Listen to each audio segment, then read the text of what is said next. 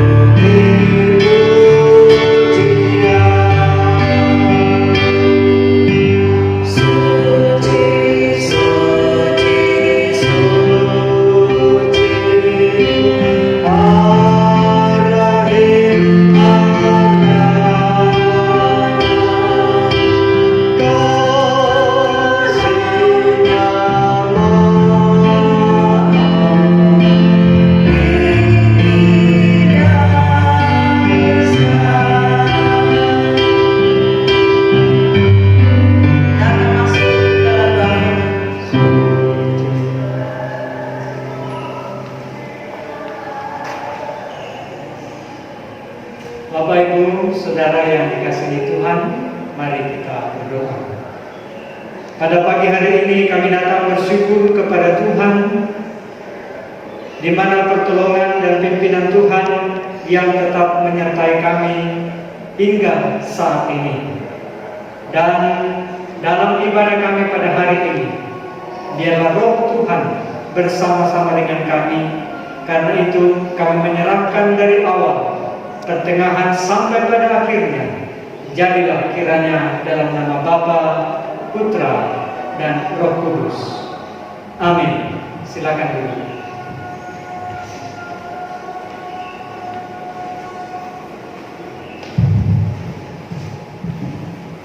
Dalam hatiku ada gemar, Yesus telah memberi sentosa. Takut tidak lagi mengejar, karena Tuhan berjalan. Kita menyanyi dari nyanyian kemenangan iman nomor 189. Dalam hatiku ada gemar.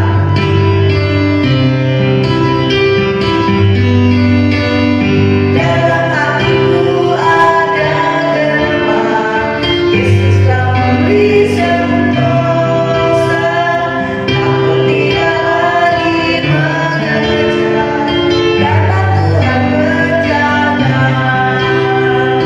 Yesus, Yesus Tuhan, nama yang agung,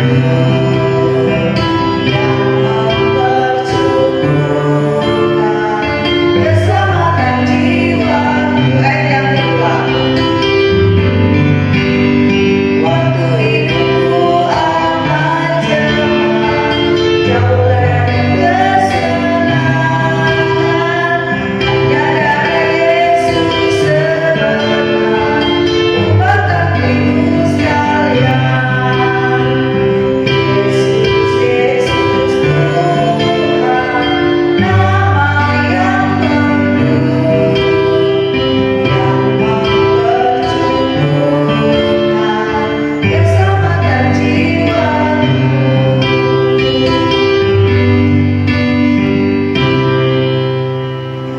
Kita akan bangkit berdiri, kita akan bersama-sama mengakui pengakuan iman kita. Kami percaya kepada Allah, Bapa yang Maha Kuasa, Pencipta semesta sekalian alam. Kami percaya kepada Yesus Kristus, Anak Allah yang tunggal, yang menjelma jadi manusia sejati, mati, hidup kembali, dan naik ke surga, adalah Juru Selamat, Pengurus, Tabib Semawi, Imam Besar, dan Raja atas segala raja yang akan datang kembali. Kami percaya kepada Roh Kudus, yang adalah penghibur, pemimpin, penolong, pemberi kuasa, dan penggerak pada keyakinan. Kami percaya bahwa Alkitab, Perjanjian Lama dan Perjanjian Baru adalah firman Allah yang telah diilhamkan oleh Roh Kudus. Kami percaya bahwa gereja itu kudus dan am. Kami percaya bahwa ada surga dan neraka, serta adanya kebangkitan dan kehidupan yang kekal. Amin. Silakan duduk kembali. Kita akan bersama-sama menaikkan doa syafaat kita kepada Tuhan, dan doa syafaat akan dipimpin oleh guru Injil yang akan salam. Silakan.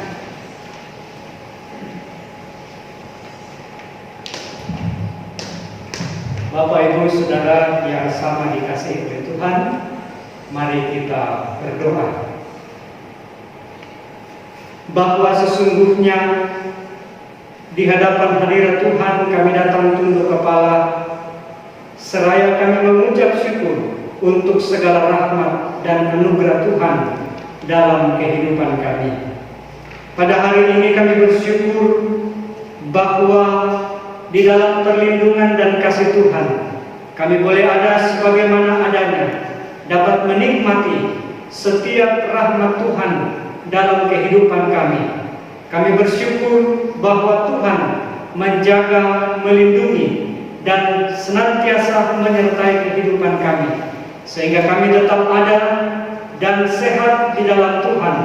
Dalam kondisi bagaimanapun juga, Tuhan tetap memberikan kami kemampuan, kekuatan untuk melalui hari-hari yang Tuhan anugerahkan dalam kehidupan kami. Kami juga bersyukur bahwa Tuhan menjaga kami dari pandemi wabah penyakit virus corona yang hari ini begitu banyak orang mengalami ketakutan dalam kehidupan mereka. Tapi kami bersyukur bahwa Tuhan tetap menjaga, melindungi kami, sehingga kami boleh dapat bersyukur untuk setiap anugerah dan pertolongan Tuhan dalam kehidupan kami pada hari ini.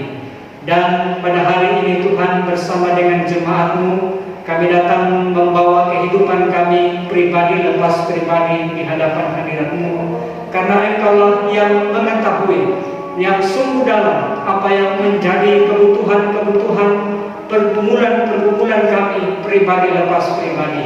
Kami datang membawa kehidupan kami ini supaya Tuhan menjadi kekuatan dan kota benteng atas kehidupan kami. Kami datang membawa hidup kami supaya hidup kami senantiasa lebih dekat dan merasakan pertolongan dan pimpinan Tuhan.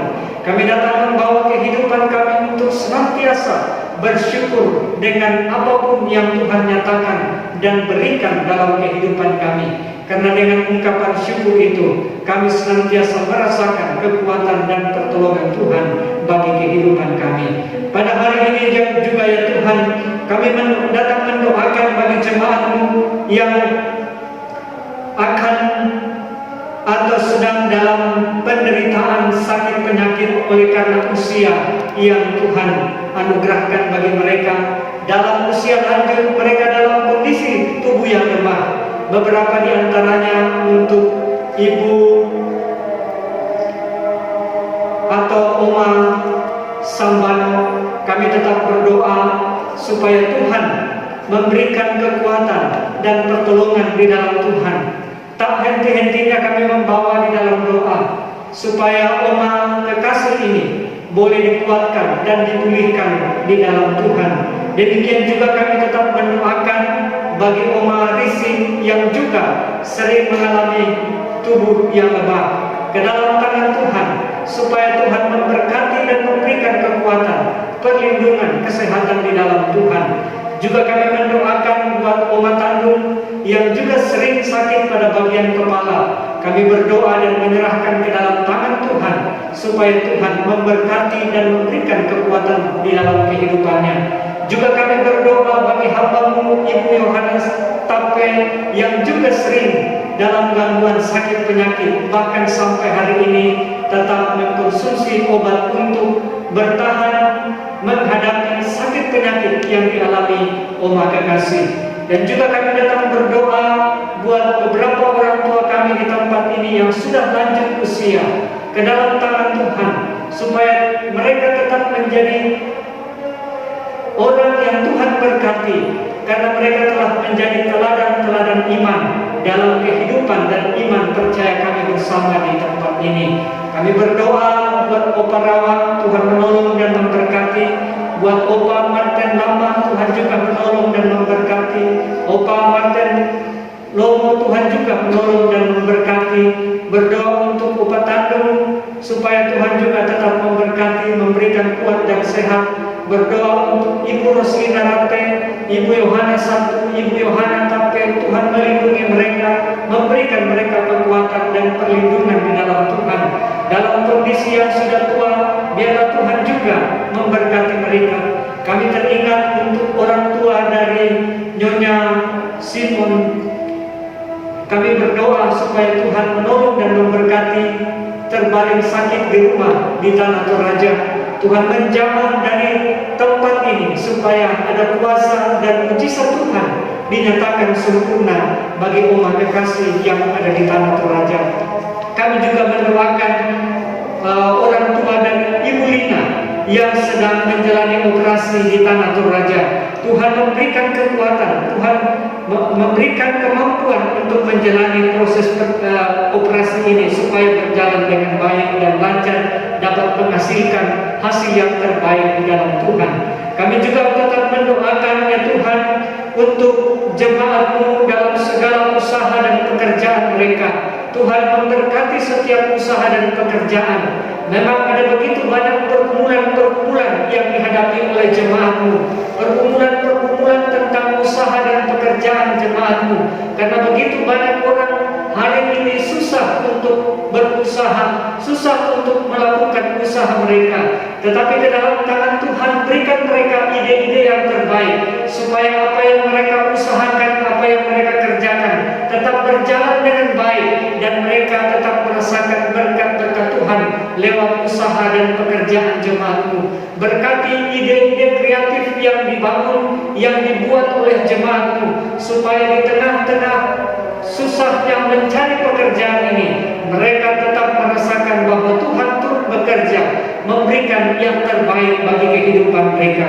Kami juga datang berdoa bagi beberapa jemaat-Mu yang sampai hari ini masih berada di luar kota Makassar. Tuhan menolong dan memberkati mereka. Ada Bapak Chandra yang bertugas di Bali, Tuhan menolong dan memberkati. Saudara kami Sabindo yang ada di Kalimantan, Tuhan menolong dan memberkati.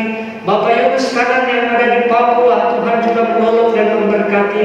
Bapak Eliezer Tanisini yang ada di Papua, Tuhan juga menolong dan memberkati.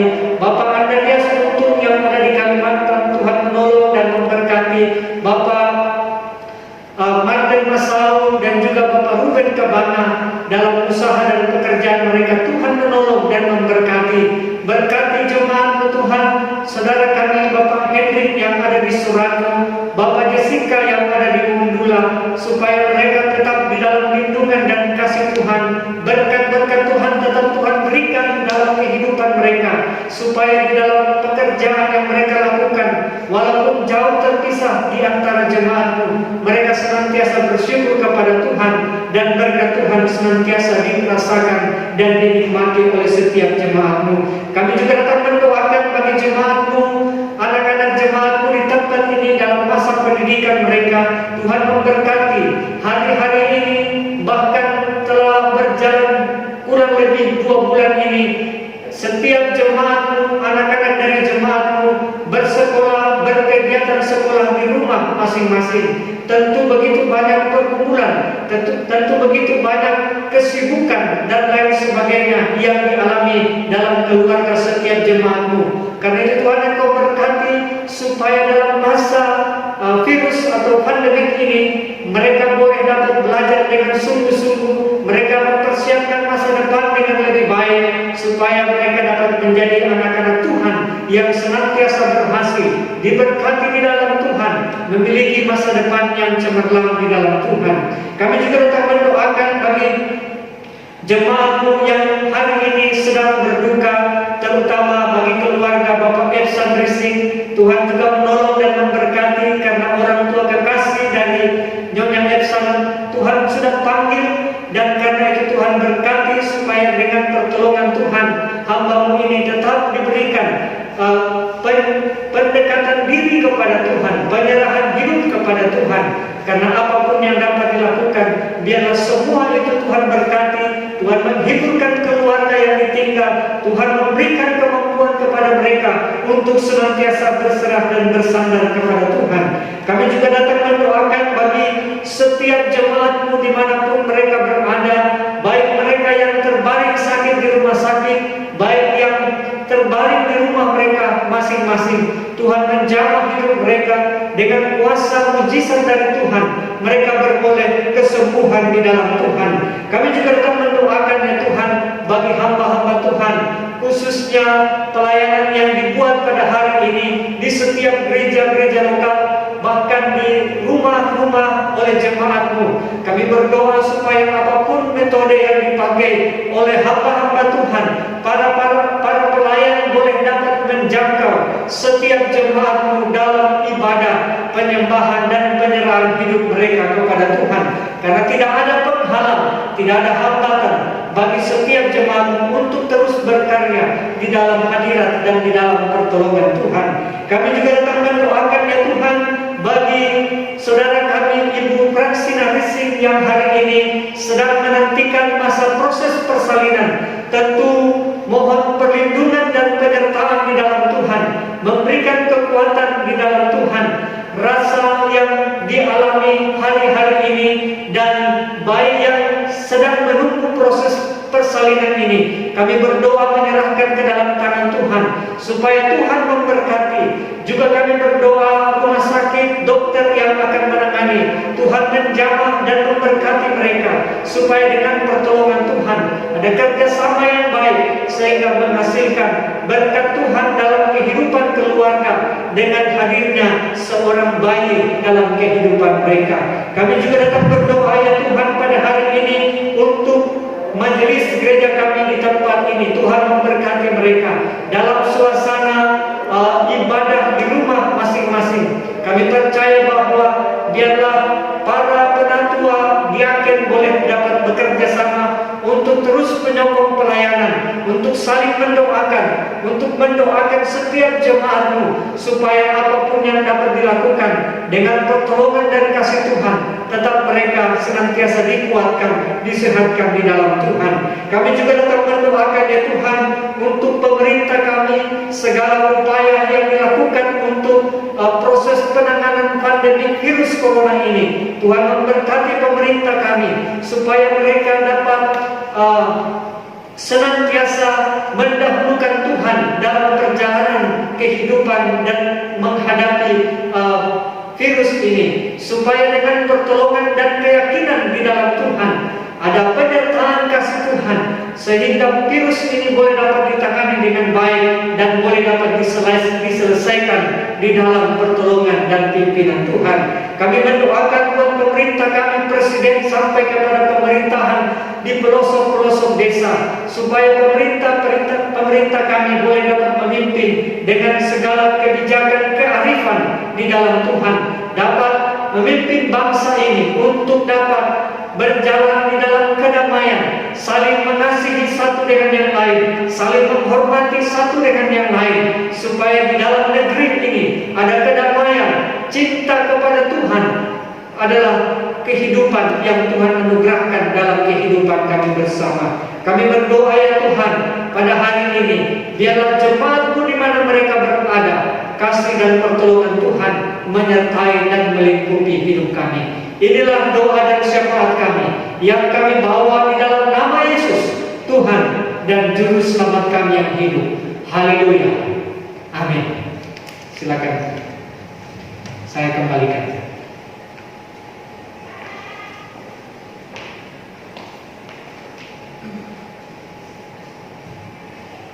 Kita akan menyiapkan hati kita untuk mendengarkan kebenaran firman Tuhan.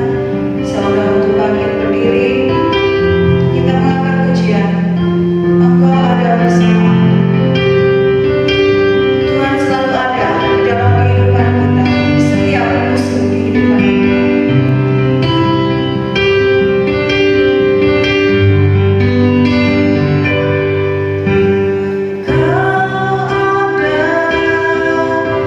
Bersamaku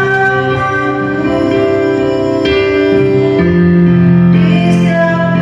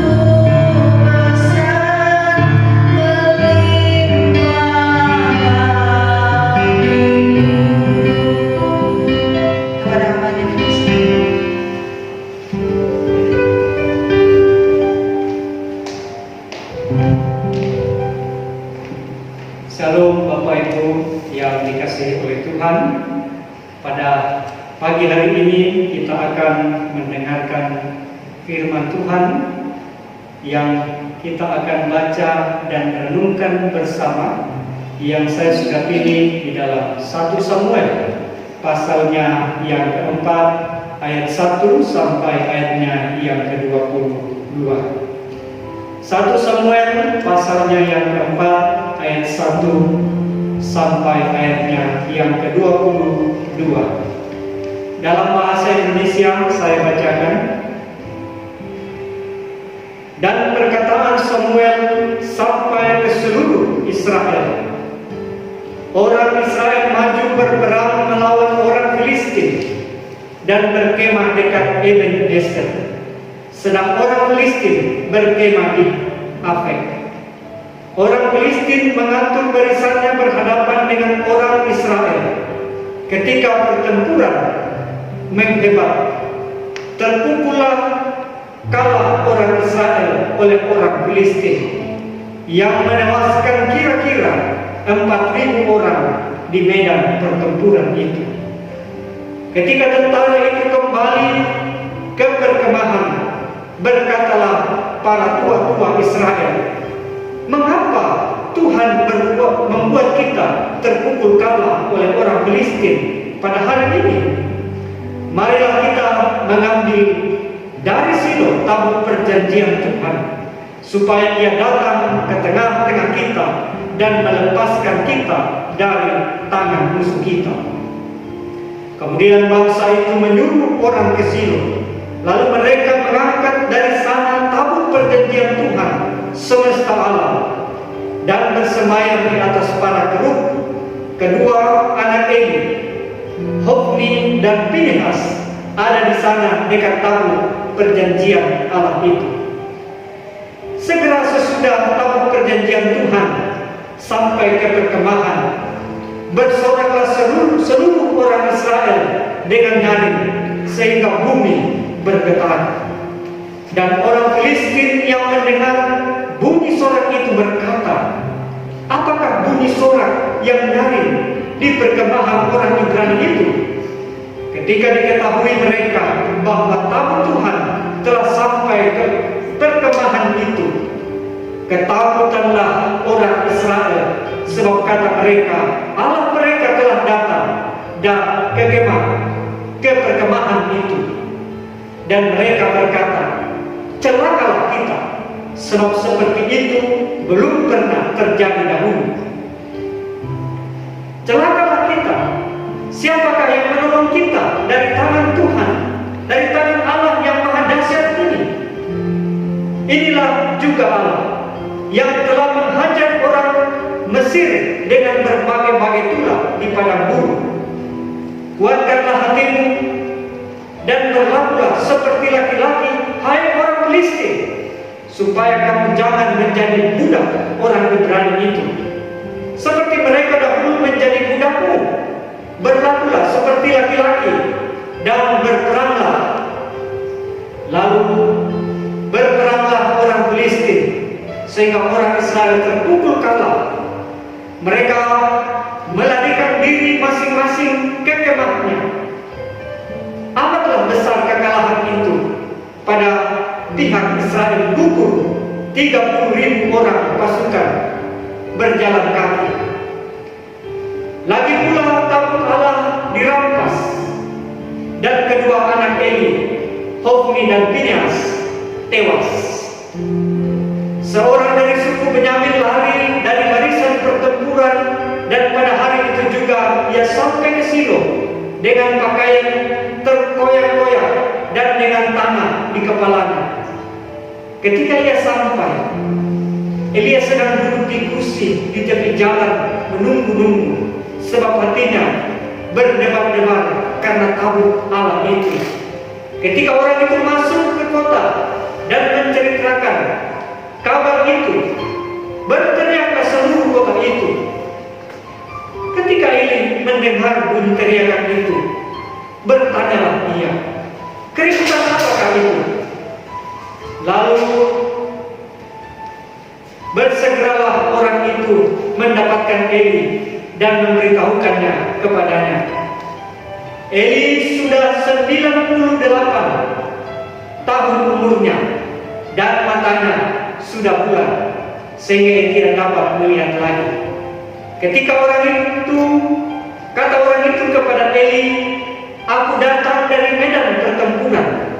Baru hari ini aku melarikan diri dari medan pertempuran." Kata Eli, "Bagaimana keadaannya, anakku?" Jawab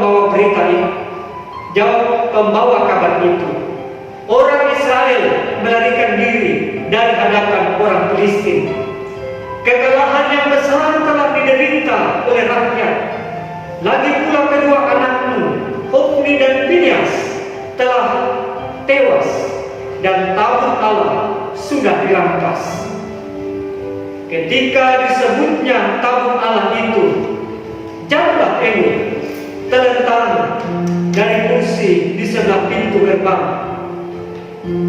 Batang lehernya patah dan ia mati, sebab telah tua dan gemuk orangnya.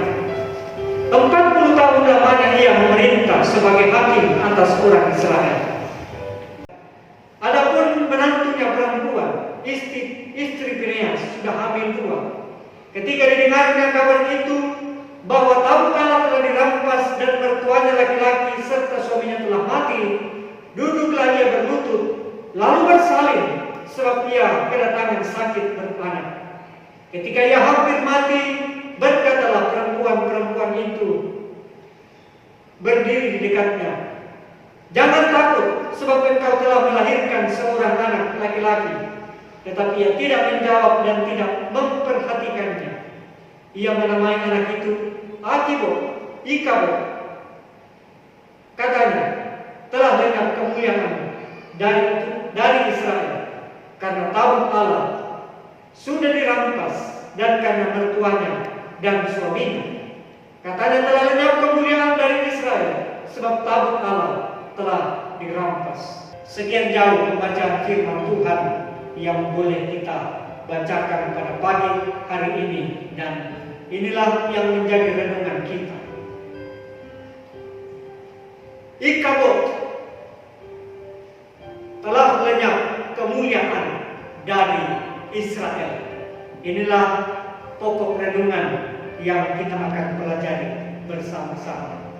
Bapak Ibu Saudara yang dikasihi oleh Tuhan, baru saja kita membaca bagian firman Tuhan menceritakan bagaimana bangsa Israel terpukul kalah oleh musuhnya, bangsa Filistin.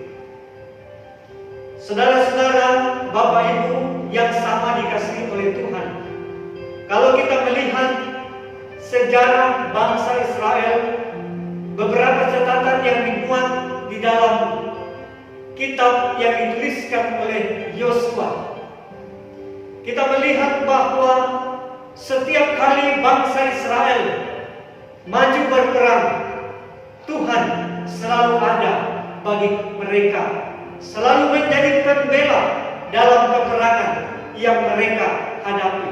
Walaupun begitu banyak berlaska-laska musuh, bangsa-bangsa yang mereka sedang hadapi dalam medan pertempuran, mereka menjadi selalu pemenangnya. Oleh karena Allah sebagai pencipta langit dan bumi telah menjadi kekuatan dan perlindungan mereka untuk menjadi kota benteng dalam kehidupan mereka, yang telah menjadi kekuatan mereka untuk maju di dalam peperangan. Nah, Bapak Ibu Saudara yang dikasihi oleh Tuhan, pada hari ini kita membaca di dalam Samuel pasalnya yang keempat, ketika bangsa Israel mengandalkan Tuhan dengan menghadirkan tabut perjanjian. Tabut perjanjian ini adalah lambang kehadiran Tuhan, lambang kuasa Tuhan, lambang perlindungan Tuhan, lambang di mana kehendak Tuhan akan dinyatakan dan pertolongan Tuhan dihadirkan. Tetapi rupanya tidaklah menjadi sumber keberhasilan, tidak menjadi keberuntungan bangsa Israel pada hari itu. Pada ayat yang kedua, bangsa Filistin mengatur barisan di hadapan bangsa Israel. Mereka telah memukul kalah bangsa Israel dengan telah membunuh kurang lebih 4.000 orang pada peperangan yang pertama. Mereka telah menang terhadap bangsa Israel yang selama ini menjadi musuh mereka, dan selama ini mereka selalu menang atas bangsa Israel. Pada peperangan yang kedua, mereka telah menyalahgunakan apa yang dimaksudkan dengan tabut Tuhan. Itulah sebabnya, apa alasannya mengapa kemuliaan Tuhan itu hilang dari mereka? Yang pertama, karena mereka memperlakukan tabut Tuhan dengan keliru. Bapak Ibu Saudara yang dikasihi Tuhan, mereka telah memperlakukan tabut Tuhan dengan keliru. Pada ayat yang ketiga disebutkan atau dituliskan, ketika tentara itu kembali ke perkemahan, berkatalah para tua-tua Israel, mengapa Tuhan membuat kita terpukul dan kalah oleh orang Filistin pada hari ini? Marilah kita mengambil dari Silo tabut perjanjian Tuhan, supaya ia datang ke tengah-tengah kita dan melepaskan kita dari tangan musuh kita. Ayat yang keempat, kemudian bangsa itu menyuruh orang ke Silo, lalu mereka mengangkat dari sana tabut perjanjian Tuhan semesta alam yang bersemayam di atas para kerub. Kedua anak Eli, Hofni dan Fineas, ada di sana dekat tabut perjanjian itu. Jadi mereka atau bangsa Israel telah salah dalam memperlakukan tabut perjanjian Tuhan ini. Memang tabut perjanjian ini adalah sebuah lambang kehadiran Tuhan. Tabut perjanjian ini adalah sebuah lambang kekuasaan Tuhan, kehadiran Tuhan, wibawa Tuhan, kehendak Tuhan dan pertolongan Tuhan bagi bangsa Israel. Tetapi pada hari itu mereka salah mempergunakan. Mereka menganggap bahwa dengan menghadirkan hanya tabut perjanjian itu mereka akan memperoleh kemenangan. Itu kesalahan yang dibuat oleh bangsa Israel. Mereka tidak menghadirkan Tuhan. Mereka tidak meminta supaya Tuhan sendiri yang hadir. Mereka hanya percaya bahwa dengan menghadirkan tabut itu maka Tuhan ada. Mereka salah di dalam melihat dan memperlakukan tabut ini. Sungguh dapat disayangkan Bapak Ibu Saudara. Juga kalau kita melihat banyak orang-orang beriman hari ini, begitu mereka menghadapi masalah, mereka tidak mengingat kepada Tuhan. Mereka tidak menghadirkan Tuhan dalam hidup mereka. Mereka percaya bahwa Alkitab yang mereka miliki, salib yang mereka miliki, ketika masalah ada, mereka cukup mencium Alkitab, mencium salib, maka mereka boleh dibebaskan. Itulah pemahaman yang keliru, Bapak Ibu Saudara yang dikasihi dalam Tuhan. Sama konsepnya ketika bangsa Israel percaya bahwa dengan kehadiran tabut Tuhan mereka akan beroleh kemenangan. Ada berapa banyak orang Kristen hari ini cukup mendewakan atau cukup membuat Alkitab atau tanda salib itu sebagai mantra-mantra di dalam hidup mereka. Banyak orang Kristen menghadapi masalah, menghadapi ketakutan mereka tidur dengan bantal yang di bawahnya sudah diselipkan oleh Alkitab di bawah bantal, tanda salib di bawah bantal, dengan berharap bahwa mereka akan mendapat pertolongan Tuhan. Banyak orang-orang Kristen hari ini yang menempatkan tanda salib di depan pintu-pintu mereka dengan harapan bahwa tidak ada gangguan yang akan mengganggu mereka. Kuasa-kuasa kegelapan dijauhkan dari mereka ketika mereka menempatkan tanda salib atau Alkitab di depan rumah mereka. Itu sebuah kekeliruan. Yang benar adalah menghadirkan Tuhan dalam hidup ini, menghadirkan yang punya kuasa, karena Tuhanlah yang punya kuasa dalam kehidupan kita sebagai orang-orang percaya. Itulah kesalahan yang pertama. Itulah di mana kemuliaan Tuhan tidak ada di hadapan bangsa Israel. Itu sebabnya mereka mengalami kekalahan. Pada pertempuran yang kedua, pada gelombang yang kedua, ada kurang lebih 30.000 orang yang mati dengan sia-sia. Karena mereka hanya percaya bahwa dengan menghadirkan tabut perjanjian itu mereka akan menang.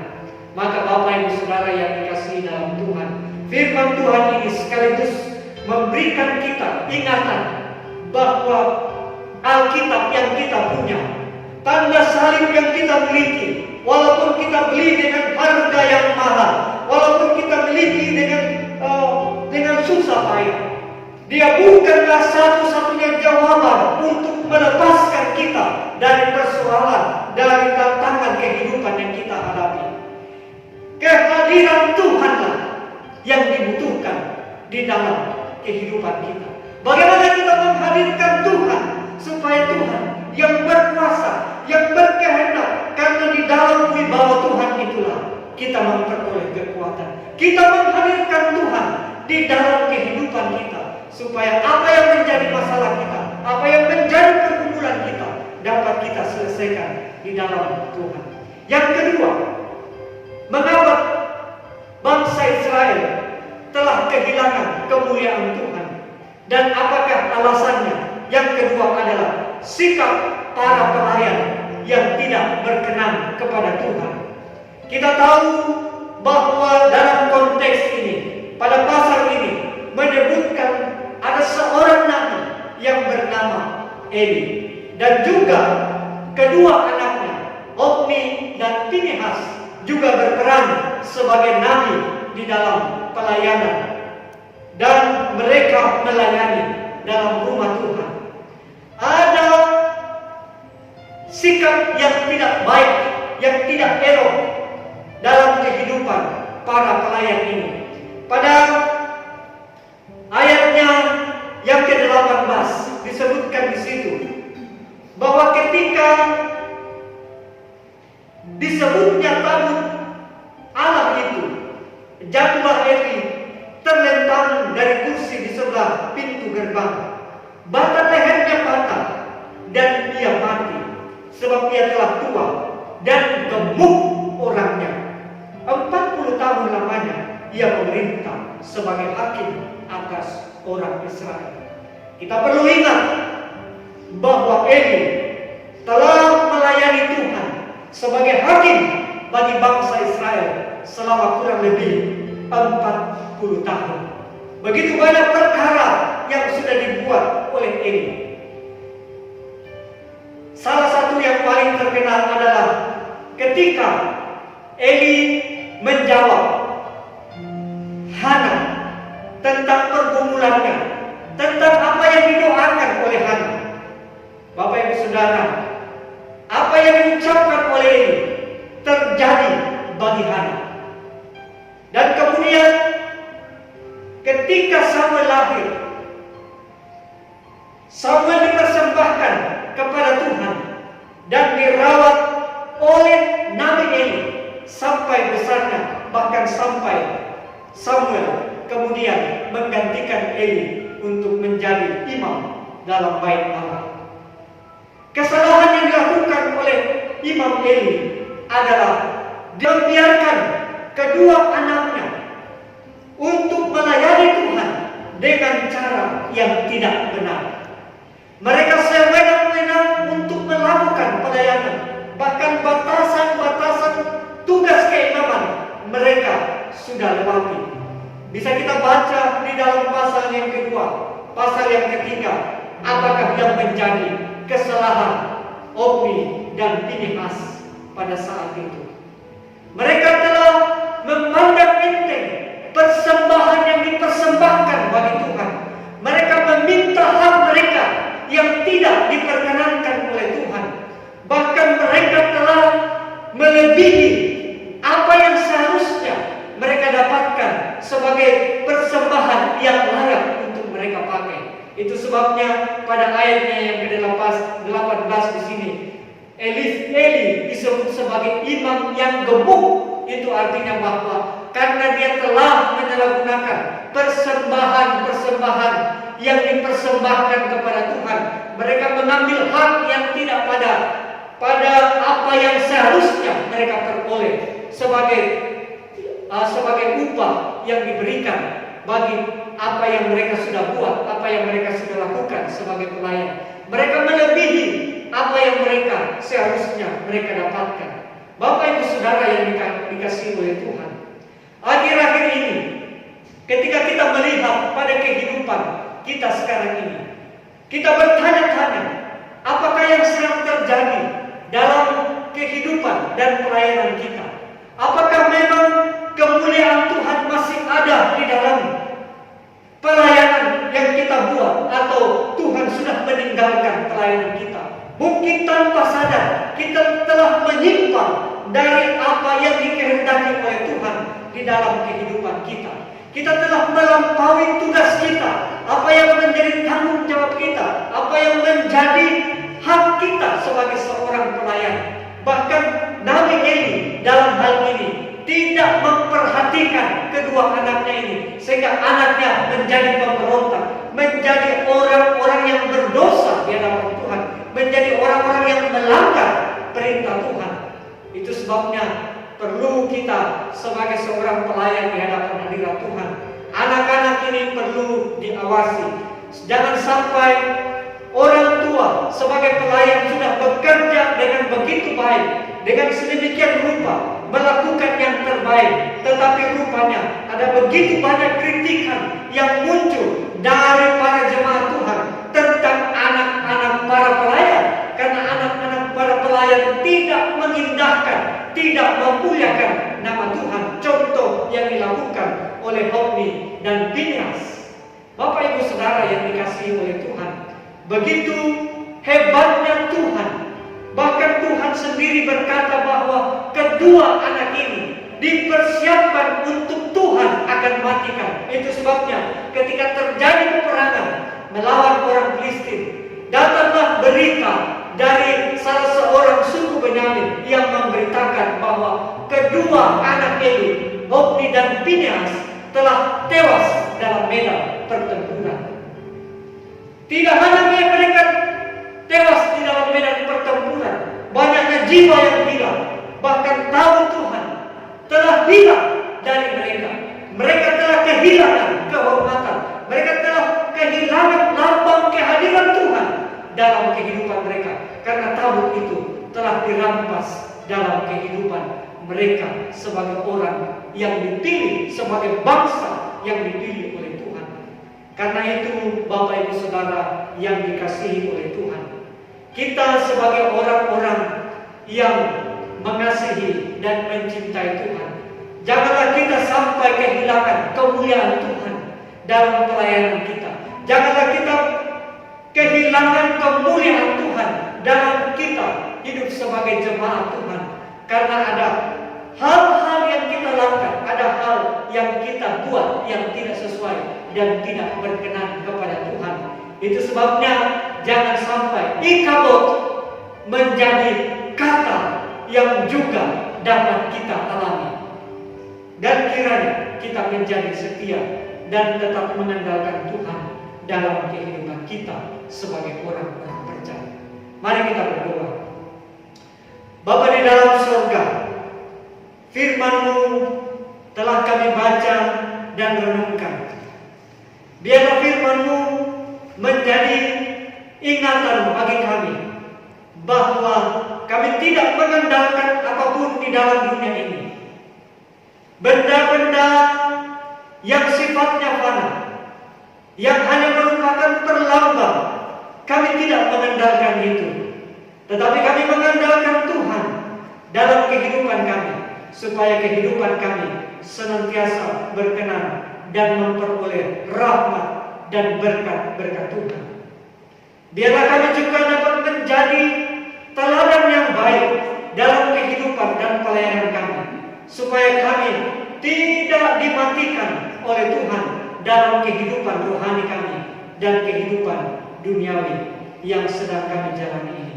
Supaya dengan demikian ya Tuhan, ketika kami masih berada di dunia ini, kami senantiasa berkenan kepada Tuhan dan dapat menjadi contoh yang baik, teladan yang baik bagi kehidupan siapapun yang ada di sekitar kami.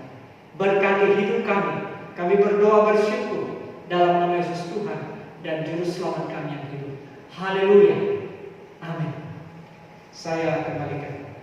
Kita telah mendengar kebenaran firman Tuhan. Biarlah firman Tuhan yang telah disampaikan boleh memberkati kita pribadi lepas pribadi. Kita akan mempersiapkan persembahan kita. Sambil mempersiapkan persembahan, sambil memberikan persembahan, kita membuka nyanyian kemenangan iman nomor 234, hitung berkatmu. Bila topan keras melanda hidupmu, bila putus asa dan letih lesu, berkat Tuhan satu-satu hitunglah, dan kau disayang, kagum oleh kasih-Nya.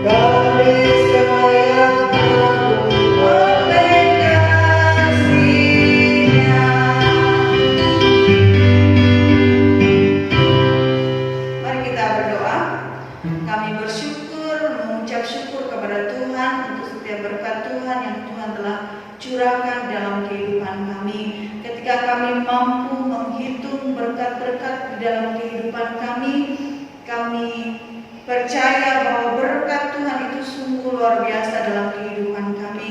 Kami menyadari bahwa berkat itu semuanya datangnya daripada Tuhan. Berkati setiap kami, berkati setiap jemaat Tuhan dalam kegiatan mereka sehari-hari. Berkati setiap tangan-tangan yang berulur memberikan persembahan. Di dalam nama Yesus kami telah berdoa. Amin. Kita akan mengakhiri ibadah kita. Saya undang untuk bangkit berdiri. Dan sebentar kita akan ditutup oleh doa berkat oleh Bapak Guru Injil Yonatan Salom. Kita mengangkat pujian, terima kasih Tuhan.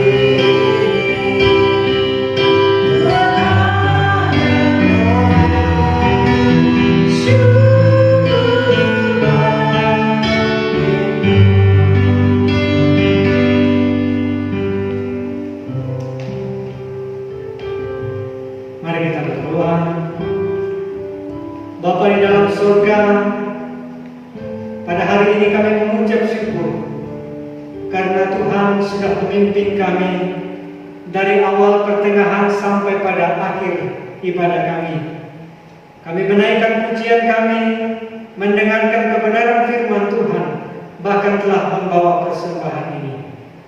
Karena itu, jemaat yang dikasihi oleh Tuhan, biarlah pertolongan pimpinan daripada Allah kita, penyelamatan yang disiapkan, yang dianugerahkan di dalam Tuhan Yesus Kristus, dan tuntunan Roh Kudus menyertai kita, mulai saat ini sampai kedatangan Yesus pada kali yang kedua, melantik saleh-salehnya. Amin. Silakan duduk, Bapak Ibu Saudara yang dikasihi dalam Tuhan. Demikianlah